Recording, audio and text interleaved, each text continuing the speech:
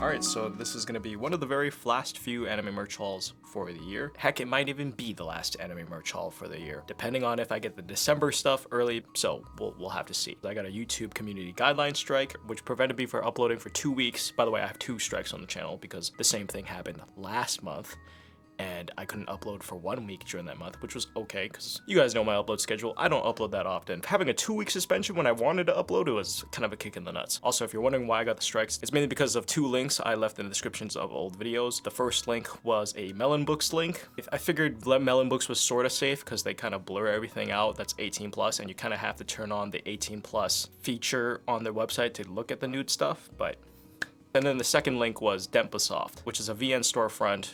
And I swear at the time they didn't really have that much like 18 plus content on the main front of their webpage. But I guess nowadays you can go on their website and it has a bunch of 18 plus stuff splattered all over the front page. So enough about me rambling, let's get on to the merch. Now, as you can see here, I do have a couple of things on the table, mainly because I actually already opened up a majority of this stuff and put it together. Because I did initially record this the other day, but somehow I didn't record any audio. I don't know what happened, so we're gonna be re-recording this again, and I'm just gonna be going over a lot of the figures. Okay, so, actually, before we get into the figures, I guess the first thing we'll talk about is this Rus Plushy. So we have Rus Gremory. Oh, her shoe came off. Oh, which, by the way, nice, very nice addition to the plushie. I didn't realize her shoes could come off. This is a little plushie of her. I say little, but it's actually decently sized, and this was made by Twitter user Lacoste.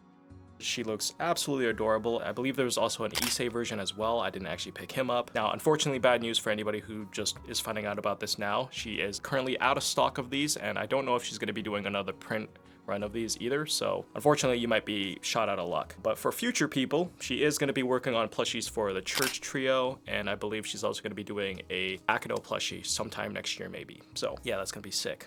Anyways, very cute. That also came with a little art board as well, which I think is adorable, and a couple of little stickers that she makes, I guess, and a couple of Issei and Rus like cardboard cutouts, I guess. The first figure up here we have is Fi Colossal from The Legend of Heroes Trails into Reverie. Technically, this is based off of her like Cold Steel 3/4 outfit, but she wears the same thing in that game. So another member of Class 7, and she looks great. I don't exactly remember the price on her. Kotobukiya, their quality isn't really anything I want to like write home about or anything, but you can expect some decent standard quality. Good detailing on the clothing, like her boots, the belt. Paint job is solid. Face sculpt matches.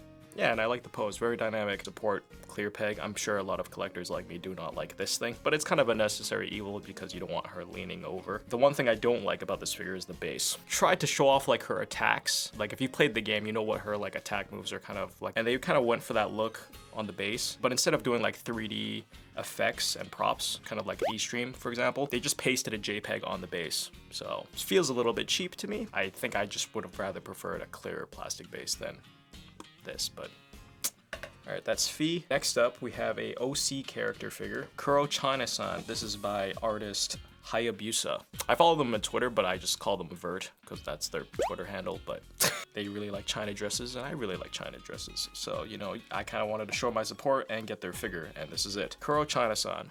That's literally the name of the character, I believe, translated to Miss Black China. Definitely the sculpt is the hands down best feature of this figure. Like, her legs are to die for. Paint job is decent. Her top piece does have some kind of fold detail, but not a lot. It's okay. Get like the flower pattern, very nice. I love the pose. She's sitting on a red stool. They also included an extra black base piece that you can put the stool on and the figure as well, but you don't really need this, as I'm showing you right here. This is kind of just an extra precaution if you don't want her to like fall over as easily. I actually had troubles putting her together with this thing. When I put the stool on and then I try to put her on, her foot goes into this peg on the right here, and it doesn't fit flush if I try to get her on the chair. So it's always one thing would pop out. So either I get her hands on the chair fully, in which case her legs would pop off all the time, or her legs would go in, but her hands wouldn't be on the chair properly. Personally, forget about this thing. You don't need it. If you intend to buy this figure, don't use this,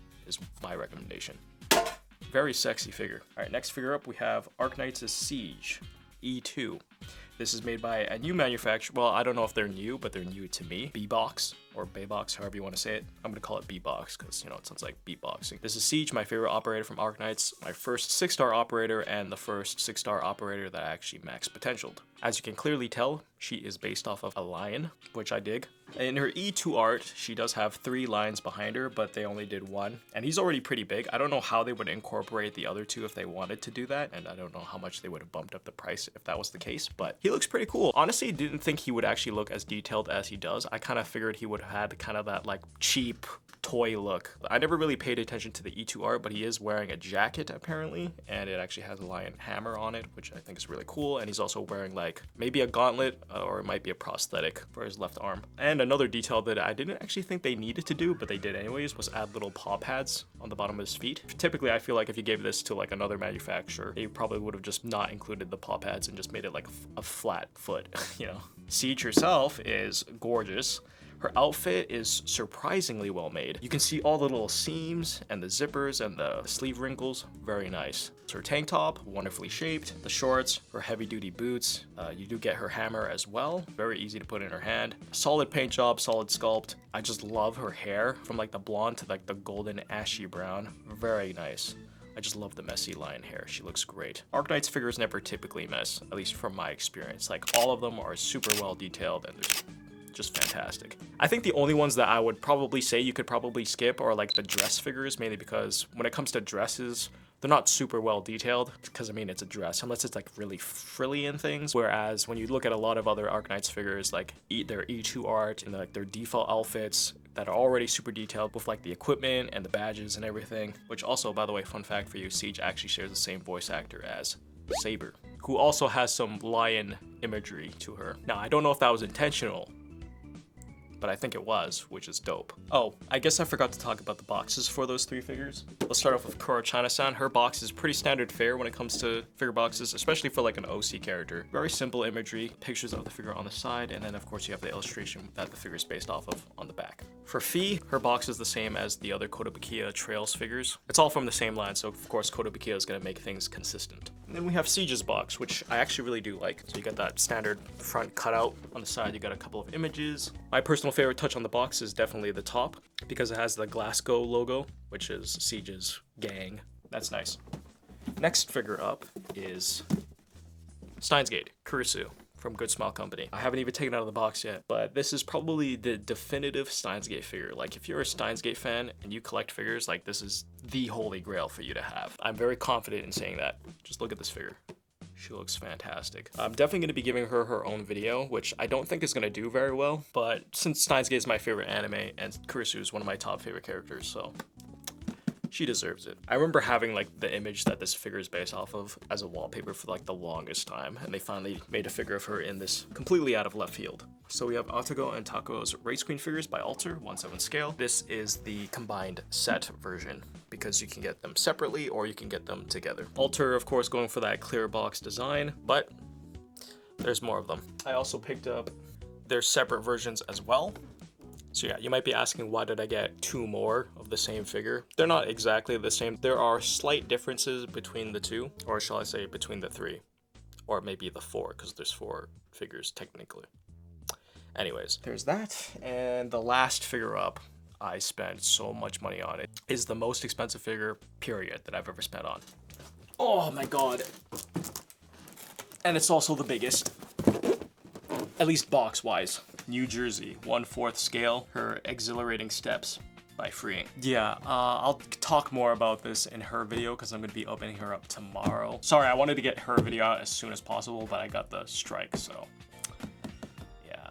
Let's hope that Freeing put just as much effort into the figure as they did with this box. As someone who likes to keep figure boxes, I don't know what the hell I'm going to do with that one. Alright, so that is pretty much it for the merch pickups. I'm going to go cry now. Oh, which, by the way, small update on the giveaways. So if you're curious to see who won, these are the winners. And if any of you winners are watching this video, I have already emailed you the tracking number, so make sure you check your emails. Shipping wasn't actually too bad for at least 3 of the figures, but unfortunately, one winner did live in Germany, and let's just say shipping was not cheap. Yes, that is for 1 package. I'm gonna go cry.